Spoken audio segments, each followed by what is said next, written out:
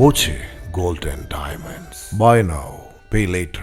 ചെർപ്പുളശ്ശേരി നഗര നവീകരണ പദ്ധതി സെപ്റ്റംബറിൽ ഉദ്ഘാടനം ചെയ്യും. പ്രവർത്തികളുടെ അവസാനഘട്ട പ്രവർത്തികളാണ് പുരോഗമിക്കുന്നത്. നടപ്പാതകളിലെ ടെയിൽ വിരിക്കൽ, വഴിവിളക്ക് സ്ഥാപിക്കൽ എന്നീ പ്രവർത്തികളാണ് ബാക്കി.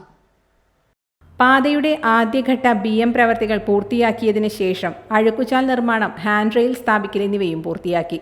രണ്ടാം ഘട്ട ടാറിംഗ് പൂർത്തിയാക്കിയതിനു ശേഷമുള്ള അവസാനഘട്ട മിനുക്കുപണികളാണ് ഇപ്പോൾ പുരോഗമിക്കുന്നത്.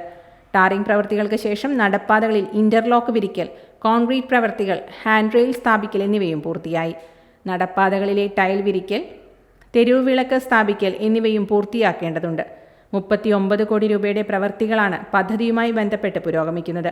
കച്ചേരിക്കുന്ന് മുതൽ നെല്ലായ സിറ്റി വരെയാണ് ആധുനിക നിലവാരത്തിൽ നവീകരിക്കുക.